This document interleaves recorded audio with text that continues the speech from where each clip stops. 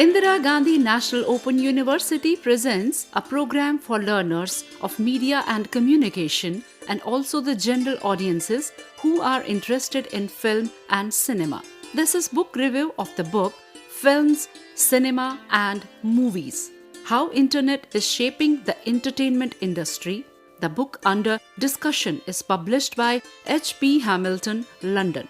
The participants are Dr. Meera Shirodkar and Professor Gauri Chakravarti, both from Bennett University. The moderator of the discussion is Dr. Shikha Rai, Associate Professor, School of Journalism and New Media Studies, IGNOU. Let's listen to the program. Part 1. Hello everyone, and a warm welcome to this session on book review discussion. And the book that we are talking about today is Film, Cinema and Movies: How Internet is Shaping the Entertainment Industry. Today, we are fortunate that two of our guests have joined us. We have with us Dr. Meera Shirodkar, who is a PhD in films from Southampton University, UK, and is currently working with Bennett University. We also have with us Professor Gauri Chakravarti, is an alumnus of FTII Pune and has been a part of the audio-video industry since 1995. And she has been associated with various projects in industry as well as academia, currently working as professor with the Bennett University. We welcome both of our guests today to the studio. And as we all know that we are going to discuss about this book and what it all culminates, what it is holding in it for us. So I would first like to ask Professor Gauri, what do you think is the relevance of this book? I think the book is very relevant. It has great scope of being read by those who are curious about cinema and storytelling in this country. Ask you the same thing in terms of the scope and the relevance that this book has for students in particular or the general readers. I think whenever we're looking at cinema and film, and it's always a very interesting and engaging subject. And I think for a reader now, it's very important for a book to not just talk about the past, but also talk about the future. And I think this book does that very effectively because it's not just looking at what used to happen in cinema. It is talking about what are the future developments, what are we currently dealing with in terms of the industry structures, in terms of how cinema is being consumed. It also touches upon OTT platform consumption. So it really touches a lot on the contemporary aspects, which definitely make it relevant to current, not just cinema goers, but also students in particular. Right. So, Professor Gauri, you've been working in this industry, audiovisual, academia as well as industry for a very long time. What do you think, how come this culmination of OTT has happened in India and how is it having an impact, especially on the youngsters of the country? So I think we'll have to look at it from a very wholesome perspective.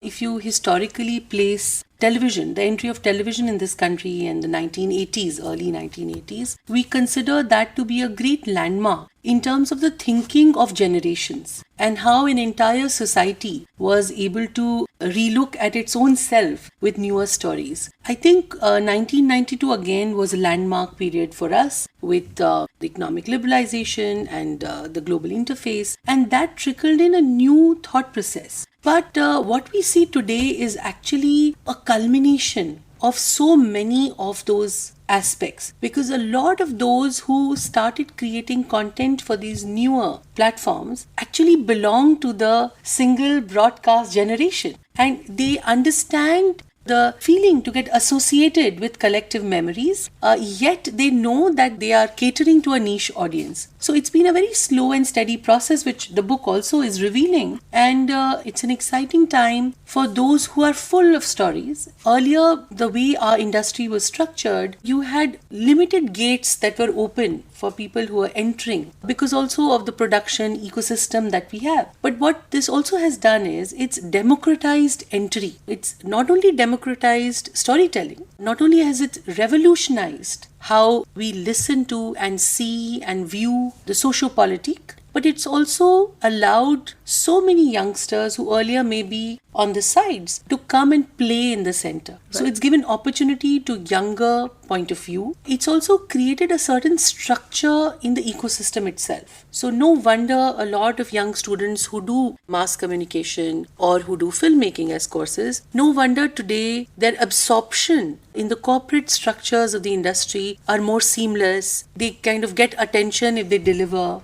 Earlier, even being recognized was such a long journey. Huge thing. You just said there is this kind of structure that has emerged in the OTT, just the way it was in the traditional media earlier. So can you throw some more light? And then I would like to ask the same question from Meera. So would you be talking about the industry structure or the way the story... the industry structure and as well as the storytelling. So let me begin with the storytelling, which is a little more exciting. Earlier, when we would train students, we talk about the dramatic arc. We talk about the 3-act structure. Today, the 3-act structure has completely gone through an innovation. I mean, it's gone through a rejig. So today in class also, when we talk to students, we are talking about Don Herman's 8-story cycle. Also, look at the way content has got episodic. हमें हमेशा याद था कि रामायण और महाभारत जब बड़े लोग हमें बोलते थे तो वो अध्यायों में होते थे और जो हमारी ओरिजिनल इंडियन स्टोरी टेलिंग है there was a lot of relevance of the pieces of story in it. I have told you the story till now. Tomorrow we will deal with how then some hero went in. So originally that aspect was there. But when you have a 3-hour format, when that is the only format that exists. So that is why when television came in, it brought in a rupture. Next week we will see what happens. But I think in terms of story, what the OTT has done, it just created this huge hunger. And all of us love telling stories or, human beings love listening to stories. If it is well told. Now, the other thing is, if it is not being well told, you're also giving franchise to the audience. Mujhe nahi sunna. So this whole thing of, I'm not the only one. I will have to respond to whoever's. So one part is that. In terms of when you say the production structure, 1998 is a very important year in our industry because, we officially got an industry status to the filmmaking process. And with all the global entities coming in, today if you look around, there are formal studio structures where, the studio is also looking for someone new to come in and take some space. The earlier production ecosystem was very driven by kinship. It may be driven now also by kinship, but there are other possibilities. It was also highly risky because the way finance was sourced was very much dependent on networks and a different kind of credibility. But today you have official processes with which you can propose, get commissioned. So all these streaming platforms also have commission projects, which earlier used to be, again, I'll go back to, because, your book does that fantastically, which also used to be in Doordarshan. Commission projects and sponsored projects. Right. But imagine so many commission projects on so many platforms. How exciting could that be? Dr. Meera, how do you see OTT evolving, especially with respect to the younger generation? Since I don't think you come from the generation where they are so emotionally attached to television as a medium. So considering that, how do you see OTT coming and taking a place and taking a huge portion of everything? Yeah. We have seen that even advertising has slightly gone down in news channels as well as all the other various traditional media that have been there. And newspaper will soon be extinct, at least in the physical form. So how are you looking at it in totality? I think what OTT platforms has done is given the consumer or the audience a sense of autonomy. There is a lot of choice that I have and there are lots of choices that I get to make. So there's less of, so when Gauri ma'am talks about, the television time, we had a very limited selection. So we knew that हमें इन्हीं content के अंदर ही we had to find our space. But now the new consumer knows that, okay, if I don't get what I would like to watch on this platform, I can go to the other platform. And neither are they limited by technology. So it's now, like even the book mentions, we are going from television sets to laptops to now mobile phones. So I can consume multiple things at any given point in time. I'm actually looking at entertainment 24/7. So what it is doing is that it's giving me as an audience so much more access and so much more variety. But at the same time, I am also very clear that if there is no good content, I will not give it that viewership. So consumer once again is the king. That is an interesting thing to note. Yes. And how do you see, since you have done your PhD also in films, how do you see this book as filling up the gap of a good reference material in general? Actually, when I was studying for my PhD, one of the things that used to always sort of make me feel a little bit disappointed was the lack of material on Indian cinema. Good resource material. Good resource material, good reference material on Indian cinema or Indian film industry, because a lot of it one had to adapt from what was done for Hollywood or Western or European cinema. So we had to cull out perspectives from that. But I'm glad that there is now this books like these give scholars an opportunity to actually look at content from someone who is looking at it from the Indian perspective and not just a Western perspective, because this is very culturally sound also. Because you look at the Indian culture and you look at how it's relevant to the Indian audiences in a way that actually makes it relevant to Indian scholars. We would discuss at length how culture and what kind of a role books like these or resource materials like these play when we talk about creating culture. Shikha, just to add to that, so anyway, Mir is absolutely right that, when you look at Indian cinema and research, you wouldn't find enough the correct kind of combination. I think what's also interesting about the book is that it condenses everything in one particular, so it's a one-stop shop. Sometimes what happens is not every reader is looking for this specialization reading. There are many of us, including us, even at this stage, we like to read for a generic view also of the industry. And that was the first thing that hit me as I started reading. That, if there was a younger person or even somebody later in career says, okay, let me just do like a review of kya ho raha hai, what is happening. And this book will come in very handy. Yes, specifically because a lot of people are also interested in knowing more about cinema, knowing more about OTT, and where from this entire gin of OTT has emerged, in our living rooms, in our entertainment world. So the idea was that anybody who's just curious to know what it is should get the whole story in the book. And you said digital marketing. Let's say some student is not interested in filmmaking, but his or her career just wants to understand the scope of filmed entertainment for their own digital marketing. Such a book will just show them the intersection of creation and technology and also how it kind of evolves. Right. So, and how do you see the bridging of gap between academia and industry? I'd like an answer from both of you on this. When you look at the industry, now we have a much bigger cohort of students wanting to learn about filmmaking before they step into the industry. That was not the norm earlier. Earlier it was, the more you did, the more you learned. And now we have a much more educated audience which is saying that, no, let me learn first. Let me get my hands dirty with learning everything. And then I'll step into the professional domain as a professional. So I'm more sound and I have a better perspective on the kind of stories or the content I want to create. So I think these kind of endeavors really help bridge that gap between the industry and academia, because they're no longer that different anymore. And we also have practice-based PhDs. We have scholars who are looking at practical work, translating that into an academic way. So we are really not looking at one kind of format anymore. Thankfully, academia is also evolving with time. Right. So I think we're keeping pace. And when we talk about the entertainment sector, we say that it has become format-free zone these days. Yeah, absolutely. So what is your take, Professor Goyal? Yeah, so I'd agree completely that no longer academia and industry are in silos. The moment a university system or a training system launches a professional course, these are professional courses in media, mass communication, journalism, it is understood that there will be a mix of industry point of view and academic point of view. For example, when I was reading through the book, I think chapter 5 or 6 talks about networking and collaborating. Now, if you imagine a classroom where I had some students sitting and I would be giving them some tips based on my experiential, learnings that, when you network, do this or do that. But look at what the book does. The book says that may be social culture, socialization, that you are part of industry, but it also says there are platforms. No longer put your stakes on the little party where you'll meet two people. The book is letting you know there may be online platforms where people across the world are collecting, like Mandy, for example. Yeah.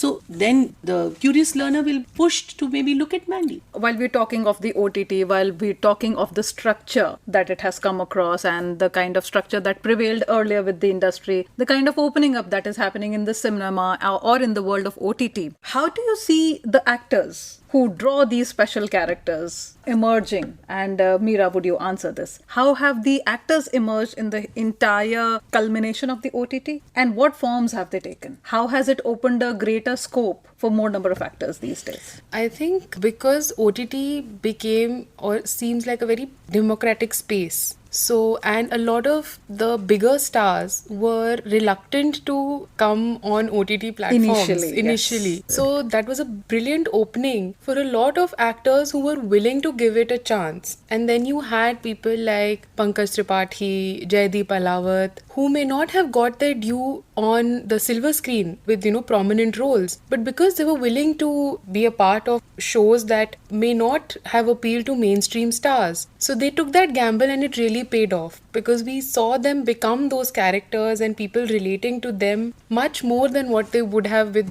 probably their films. And now we see a reverse trend of mainstream stars coming to OTT platforms and finding success there instead of in films. And I think actors have really evolved with this. They are now not looking at cinema as just the Friday opening sort of scope. They are seeing the scope that as long as it's good content, if we are part of it, we will reach the audience and the audience will be receptive to us. But also at the same time, we'd appreciate that earlier movie going, theatre was an experience, a family thing, or, something with friends, hanging out with friends meant movie. So now that is not the case anymore. It's more of let's Netflix and chill. So that's the usual way that people look at it. So what do you have to say on that, Professor Gauri? Can I begin with the earlier question Yes. about actors? So I just had one point to give. See, everything that appears on screen, there's a huge back end to it. And the back end is made of multiple processes. What's also happened is that because of our production ecosystem changing, today we do casting in the way it is done. We have casting agencies who have portfolios. So because this back end has changed, because there's a corporatization, there is a structure to the making. It's not as if earlier there was a dearth of actors in the market. We've had people from traditional backgrounds of, training in theatre and NSD, the great actors from NSD being in and around. But the funnels of reaching a project and also the reception of the content was very different. So at all stages, actors being created, projected, identified, eliminated if the role is not suitable, even if there are stars, and then also consumed through the audience, has gone through a tectonic shift in this country. And therefore, even the audience is respecting a Jaideep in a Patal Lok because they are recognizing that this person can deliver. The same journey couldn't have happened if the casting agency, which is the middleman, and casting agency, again referring back to the book's focus on technology, casting agencies hugely depend on online portfolios, on looking for people beyond their geographical territories. So that also is happening. Then there is this maybe say de-glamorizing of how we deliver dialogues. That also has helped many actors to remain in their original style and yet act for the character. So even creatively a lot has happened. And coming back to the original idea of a family going to a film, and it's not just going to a film, the whole decision to go to a film. Oh, this Friday or this Saturday. Collecting a review. A 3 o'clock show. Be ready. Khana pehle kha lena.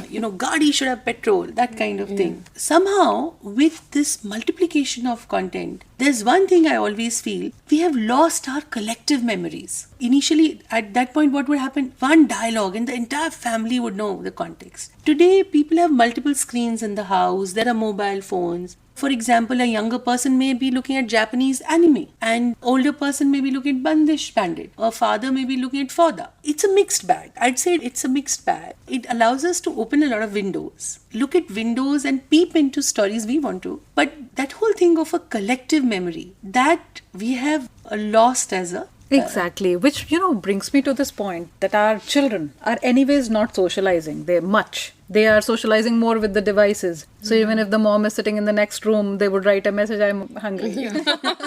So with that happening and with us not making, look, family is the basic unit in any society, and the stronger the family values are, the better a society grows. Here we are looking at a scenario where there is a dearth of socialization. Don't you think OTT is adding to it? There is more of seclusion, there is more of existence in silos, there is more of, maybe you can, because there are so many things that are happening on the screen, you may not be comfortable in sharing the same things with your father, as comfortable as you would be with a friend. And this holds true for all age groups. I have a mixed answer for it, which is that if you remember, we call a huge period of cinema as the Nehruvian era. Yes.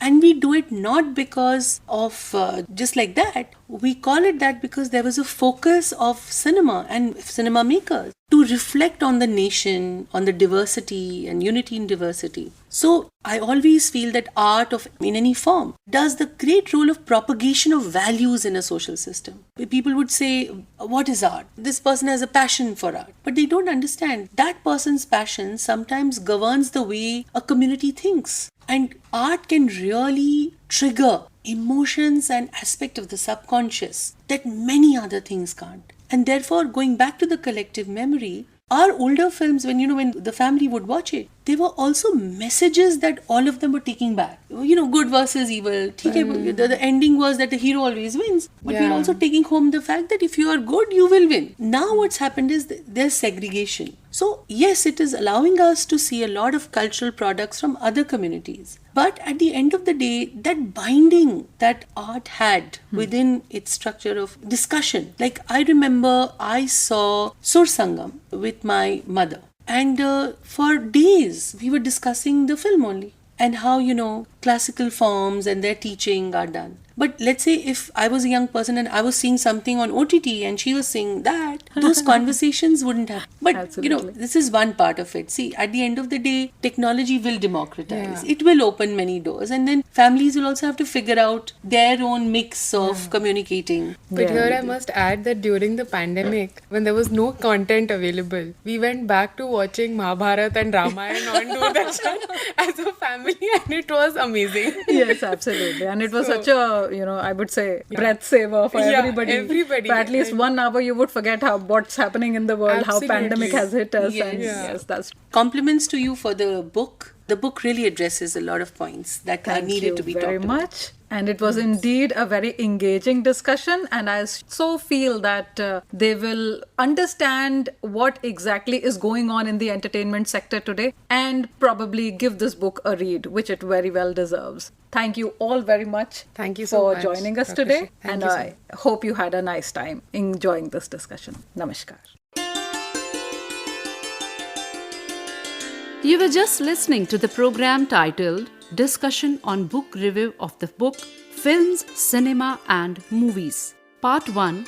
The participants were Dr. Meera Sirodkar and Professor Gauri Chakravarti, both from Bennett University. The moderator of the discussion was Dr. Shikha Rai, Associate Professor, School of Journalism and New Media Studies, IGNOU. Content coordinator of the program was Dr. Shikha Rai, edited by Sadan Lal and produced by Santosh Kumar Pandian. This program was brought to you by Electronic Media Production Center of Indira Gandhi National Open University, New Delhi.